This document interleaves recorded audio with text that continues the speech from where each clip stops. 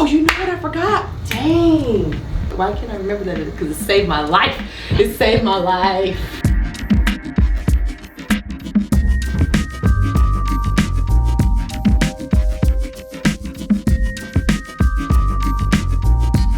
Welcome to Snatural Remedies Saved My Life. There we go. This is Summer Martin and I'm here with another video. This time I'm gonna go over bone broth, the benefits of bone broth, why I drink bone broth, and how to make bone broth. And while you're at it, click subscribe, just real quick. It takes like 2 seconds. Moving on. So first and foremost, the only reason why I learned about bone broth, it's one of the things that I incorporate in my regimen when I'm healing my leaky gut. Please check out the leaky gut video that I did. There's all types of lovely information in there. We've all been to the grocery store. They got powder bone broth. They have all different kinds of bone broth. And it was just, if you know of any powder bone broths, hit me up in the comments. Let me know that tastes good, that are yummy to the tummy.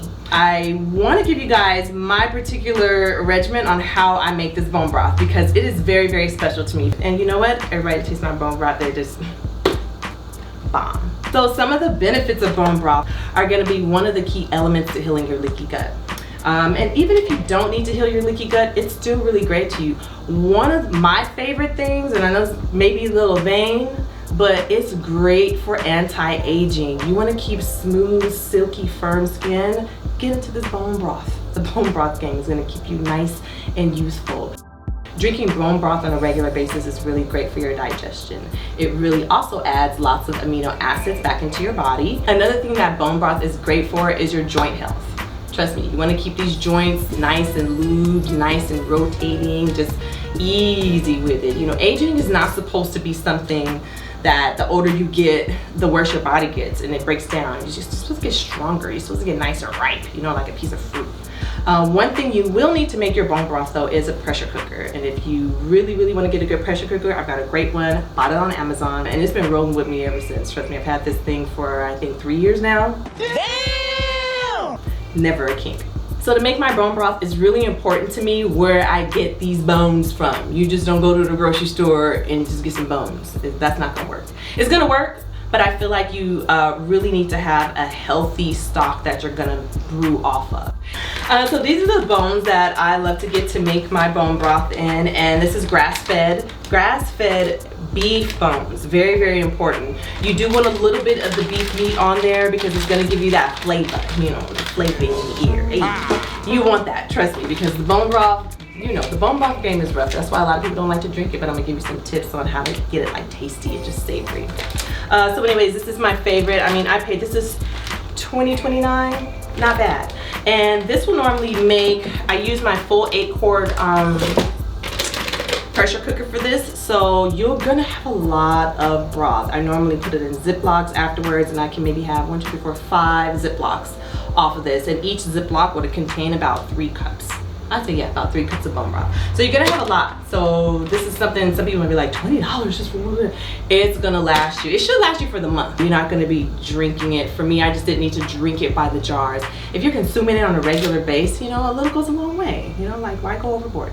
When I boil stuff like this, I'm using alkaline water. Don't boil in faucet water. Don't do it. I know they say when you boil everything, it kills whatever's in it, but do not use tap water. Don't do it. So, I'm gonna walk you through the process of exactly what I do when I get these bones. When I get these bones, so you wanna open up your packaging. Worse than Christmas. So you're gonna put your bones into a bowl and you're gonna rinse those bones really well. You wanna rinse them about 2 to 3 times until you don't see a lot of blood still left in the water. Once it gets clear, then you're gonna soak your bones for about 15 minutes. Coming back to your bones, rinse them one more time. Going to put your bones into the pressure cooker, and then you're just gonna add all of your herbs. I'm going in with my cilantro, sage, parsley, basil, throw my thyme in, and my dill. Then I'm gonna take my garlic bulbs. And you wanna take, honestly, I use about this whole thing and maybe a half, and leave your garlic cloves whole. A couple of them I might crush, but I don't chop it up. I just smash maybe about 5 bulbs, and the rest I leave whole. Then I'm going to chop up my onion. I'm gonna do big quarter chops, so you don't need to chop anything fine up for this. Just hit it once, hit it twice, bam, pop it in the pot. I normally like to use scallions for this, but I don't have any scallions right now. One of the things that I always do is celery too. Celery. So you know what's crazy? This might look a little strange, but I'm just gonna pour a little bit of celery juice into this. It's pure celery. It was just juiced the other day. But if I had the option, I would actually use about 4 or 5 stalks of celery and throw that in there too.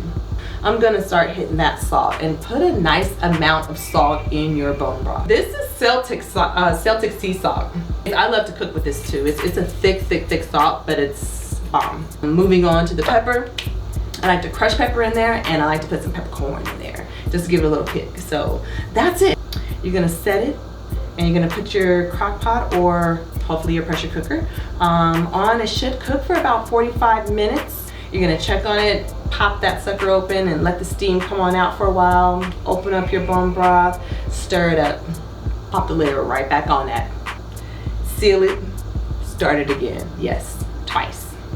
I like to give this a couple runs so that it can really saturate into those bones and really pull out all that yummy collagen and all those amino acids and all that good stuff that's inside of those the bone broth.